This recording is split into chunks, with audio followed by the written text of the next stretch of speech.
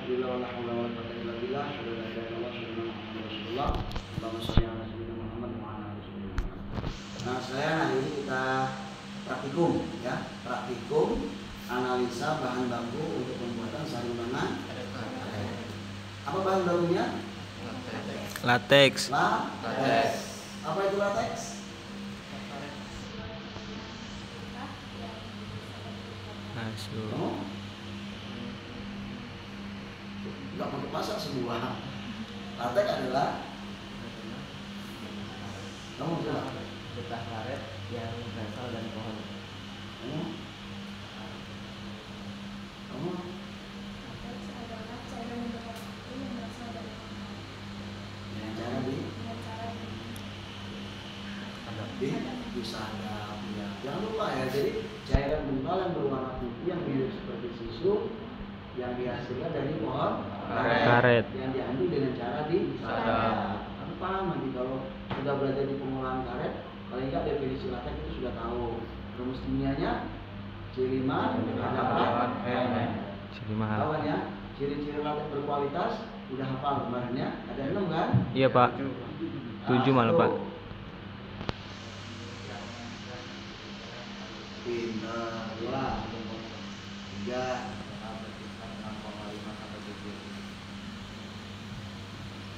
4. Tidak Jadi ayo apa lagi?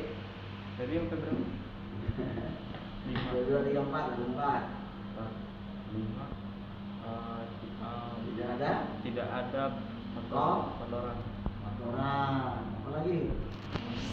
Warnanya putih tidak berwarna Kuning. Ya. Demi Allah. Kemudian supaya latex tidak menggumpal harus kita kasih zat antikoagulan. Iya Pak. Apa saja antikoagulannya? 1. Amonia. Pindah. 2 Na2CO3 betul. Formal yang 4 natrium Minum sulfit. sulfit. Kalau SO3 sulfit. Kalau SO4 Sulfat. Nah, itu beda ya. Jadi yang paling sering yang dipakai untuk latex ya, supaya jangan terjadinya penggumpalan atau zat antikoagulan, yang paling sering digunakan orang adalah Amonia. ya. Terus kimianya NH3. Ya, dipakai NH4 kalau bisa. Nah, kita mau analisa nih latexnya, kualitasnya bagus apa enggak.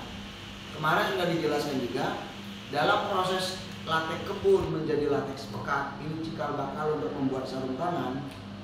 Latex pekat ini dihasilkan dari latex kebun dengan jalan satu, dengan proses menggunakan alat yang namanya centrifuge.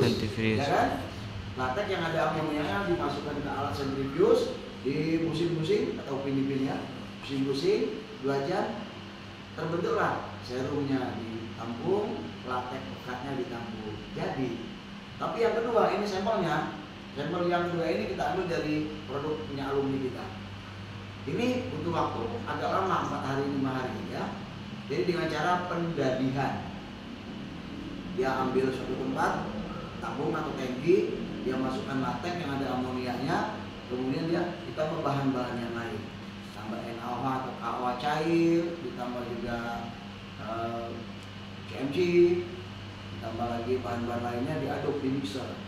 Di mixer setelah 1 hari dia akan didiamkan ya. Setelah di mixer 1-2 jam didiamkan, dikeram 1 sampai ya kurang lebih 1 hari ya. 1 hari nanti dia akan terbentuk di sini pemisahan. Nah, di bawahnya nanti ada yang cairan warnanya abu-abu. Itu yang disebut dengan serumnya. Ini yang dibuka, tanahnya dibuang, disiram ke tanaman lagi. Di mixer lagi. Tadi tingginya segini, hari kedua sudah mulai turun. Hari ketiga di mixer lagi, serumnya dibuang, tinggal latex. Lama-lama yang tingginya 1 liter begini bisa jadi tinggal separuh. Yang terbuang apanya itu? Serum. Yang bukan latexnya. Akhirnya jadilah yang di dalam tabung ini latex pekat. Jadi kalau pendadian butuh waktu pengeraman 4-5 hari, kalau centrifuge hanya butuh waktu 2 jam. Bedanya alatnya ya. Beda, mahal gitu ya. Nah, hari ini kita akan praktek analisa kadar jumlah padatan. Apa tujuannya kira-kira? Tujuannya adalah untuk mengetahui jumlah padatan yang ada di dalam Latex. sampel latex yang kita analisa, ya. Caranya begini, ya. Ini kalau dalam bahasa Indonesia-nya analisa kadar jumlah padatan, total solid content ini dalam bahasa kampungnya, gitu ya.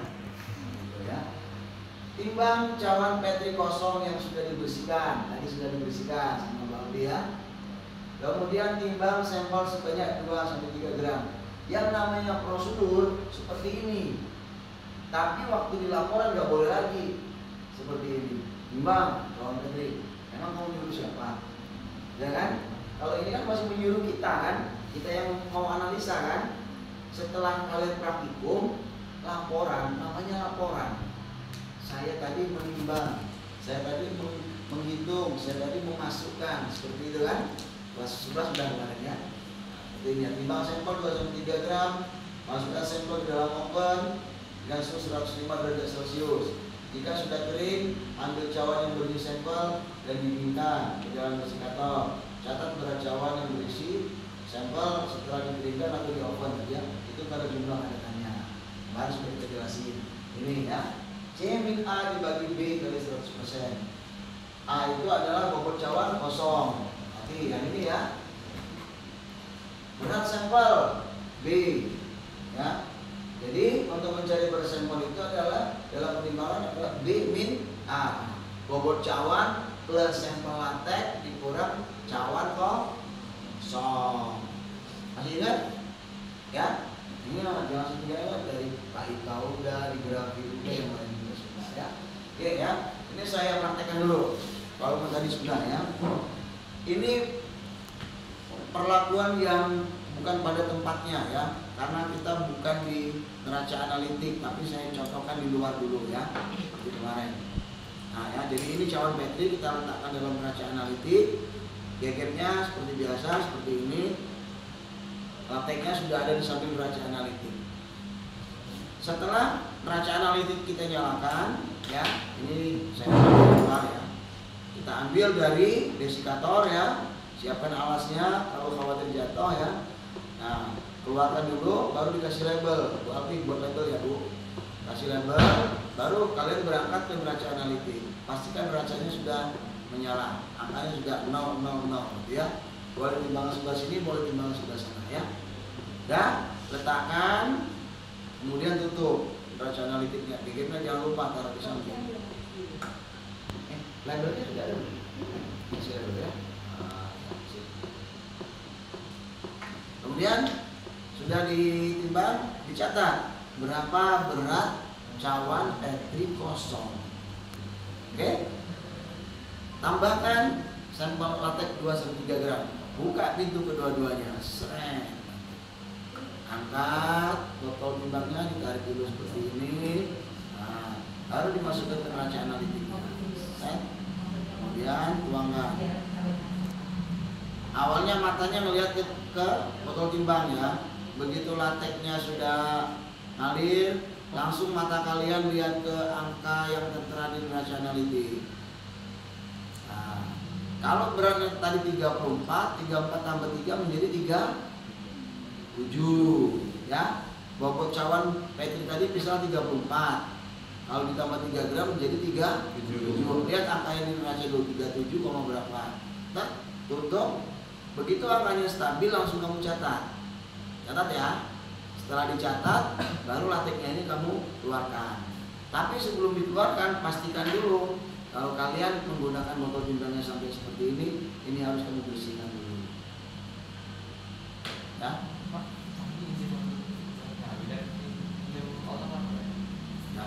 Ya, dibersihkan dulu seperti ini. Nah, taruh di sini.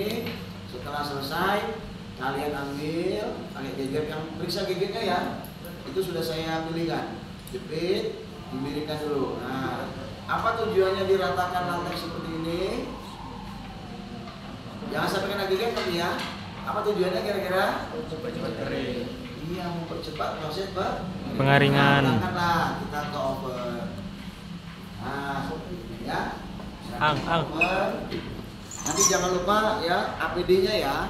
Saya lagi memperagakan ini aja dulu ya. Tutup ke dalam. Nah, sini ya. Terima kasih ya Pak. Yuk. Ya. Nah, didiamkan di dalam oven. Pada saat pendiaman di dalam oven ya, kalian boleh melanjutkan pembuatan laporan. Nah, setelah beberapa menit di dalam oven, kamu bisa buka, lihat. Kalau warnanya seperti ini, pertanda sudah mau selesai. Ya. Nanti kalau di dalam oven sudah warnanya seperti ini dan putihnya sudah nggak ada lagi, berarti pemanasan dalam oven sudah selesai. Kamu angkat ya, kalian angkat, bawa ke dalam desikator. Setelah di dalam desikator ini ya, desikatornya di sini ya.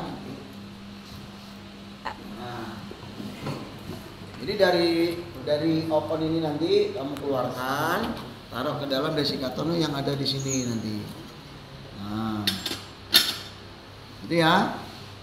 Oke, di sini sampai dingin, kurang lebih 5 sampai 10 menit. Nah, setelah itu kalian angkat lagi.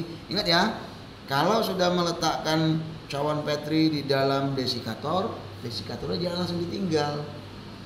Geser-geser dulu. Nah, desikator kita harusnya di sini ada keran yang bisa untuk buka tutup keluar masuk udara. Ya, harus begitu ya. Ini trouble ini yang buatnya nggak ada tutupnya, jadi kita harus geser-geser dikit ini ya. Nah, kalau ini tutupnya yang hilang gitu ya. Nah, jadi kalau ini nggak perlu digeser-geser ya. Oke, udah seperti ini. Nanti kalian angkat lagi, angkat dibawa ke neraca analitik. Oke. Oke ya. Videoin juga neraca ya. analitik. Kalian timbang lagi.